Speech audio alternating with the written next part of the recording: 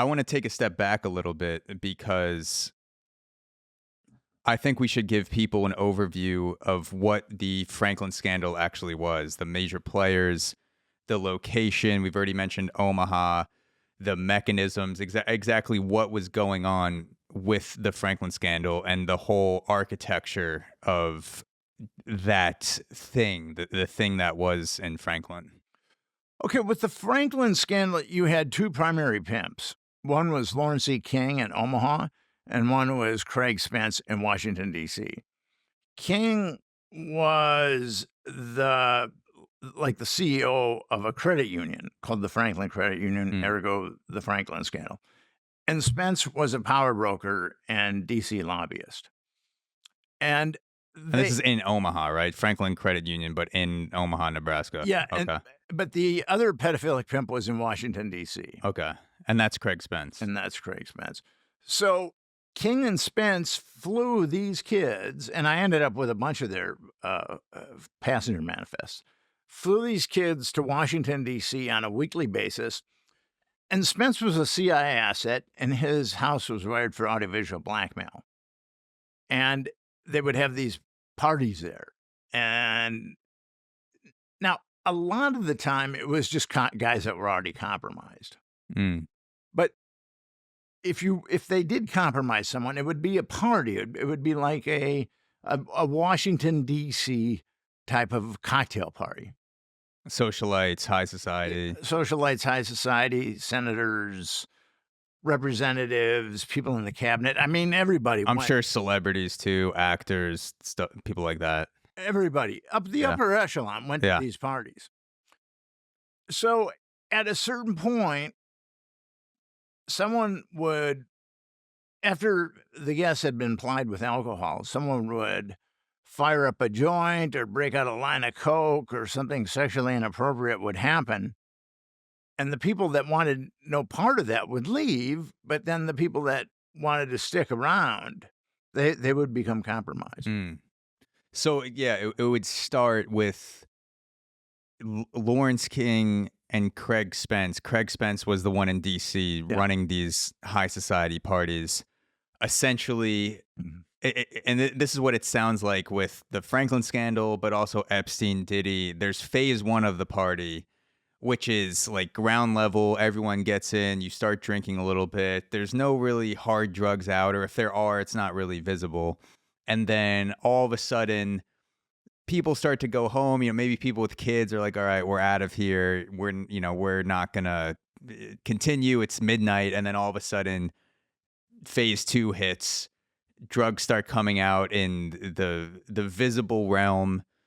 Maybe people are making out, some sexual innuendo. People start talking about, like, do you want to stick around for the real party, stuff like that. Is that kind of the vibe of these parties? Like, you'd get to see who was really down as the night went on, when people become more intoxicated. It was called the party after the party.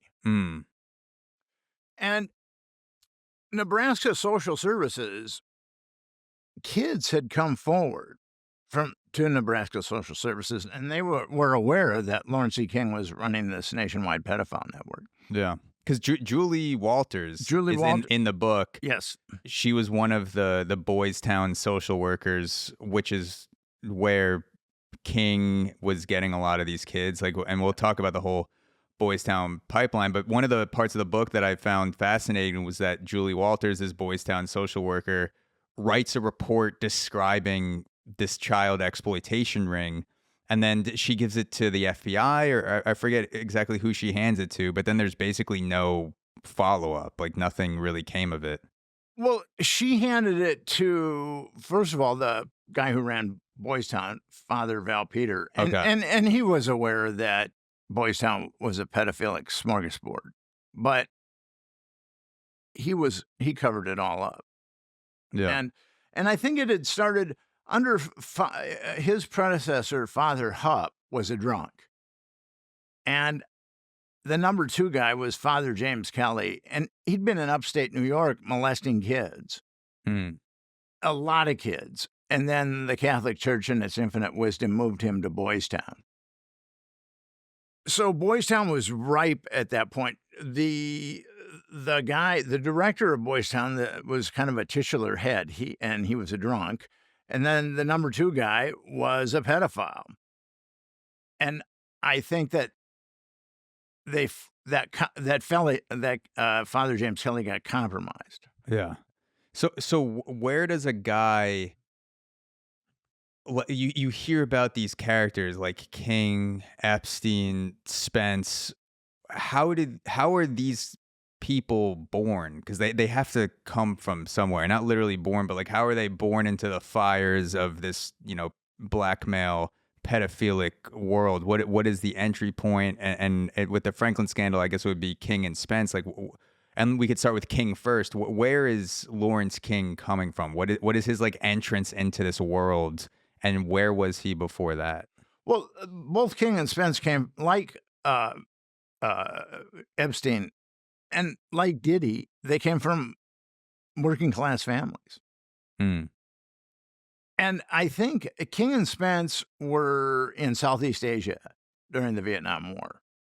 King had a top security clearance for the Air Force, and Spence was an ABC reporter.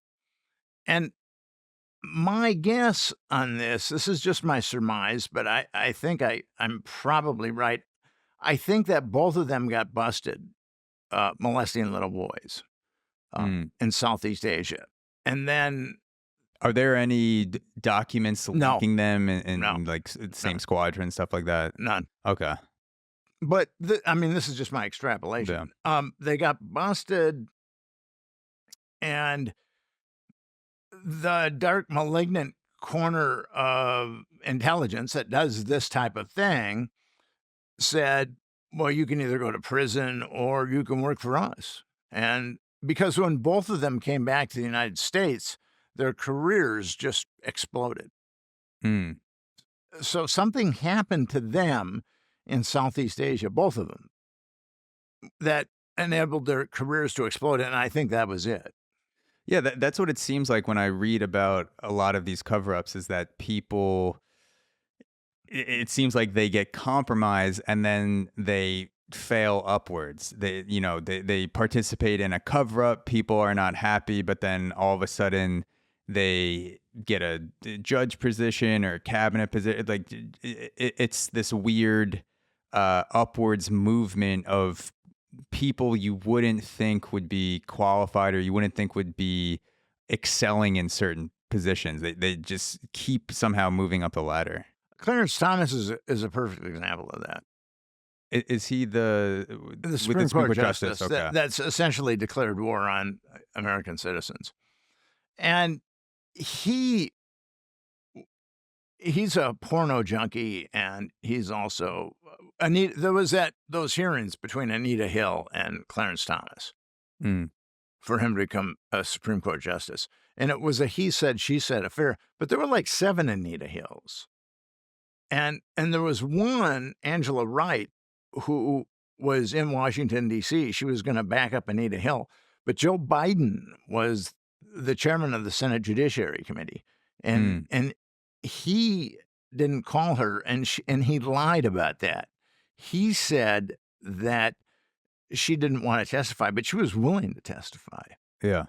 So he lied about that, and that's kind of shows you where the politics are, because Clarence Thomas's decisions have been antithetical to what the Democratic Party ostensibly believes.